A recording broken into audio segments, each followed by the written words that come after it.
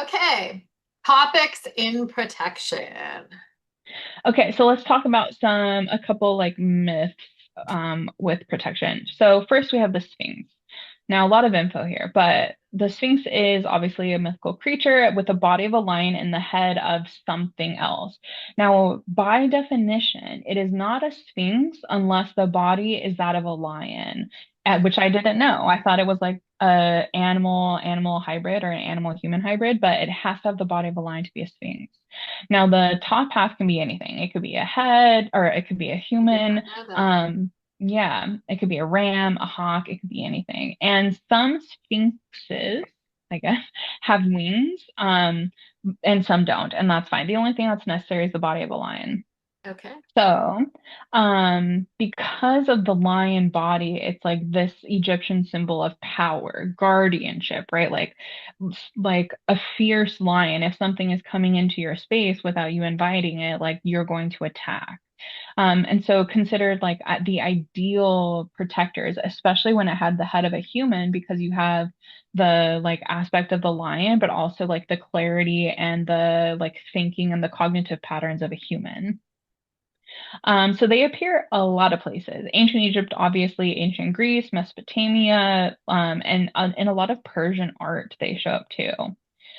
So guardians of the threshold, the like lion as the protective force, watchful wisdom, especially if like the head is representing, if the head is a human or a bird, then it's representing like wisdom, perception, things like that.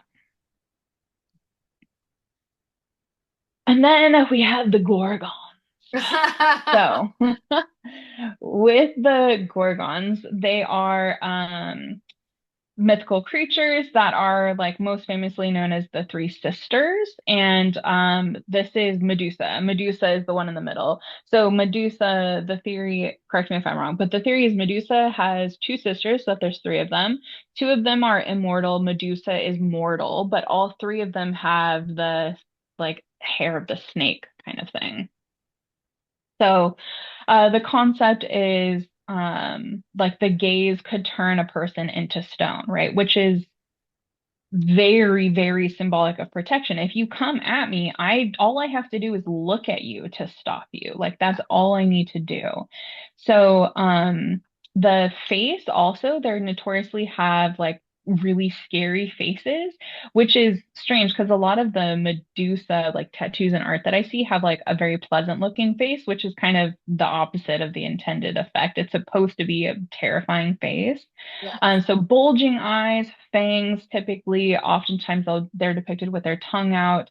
And so all of these things together are supposed to scare away anything that's like hostile or negative. And then we have the petrifying gaze as a shield. As I said, like all they have to do is look at you to stop you, which is very like protective and boundary setting.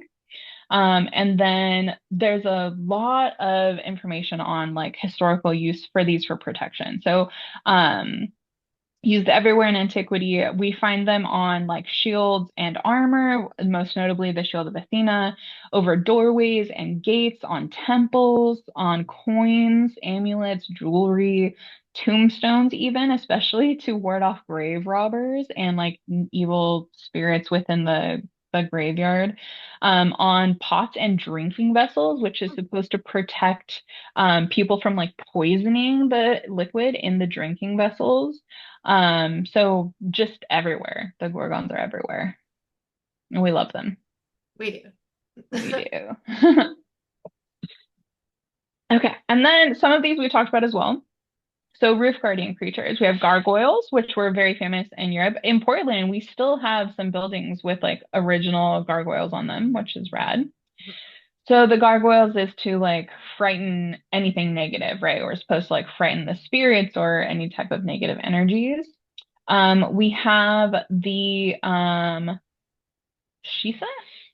or the food lions, which is these two. This is the Shisa, this is the food lion, which all of these are found like on buildings. We also have the Oni tiles, which are like all of these are in Japan. So these are some pictures of the tiles, and then these are them like on the actual buildings.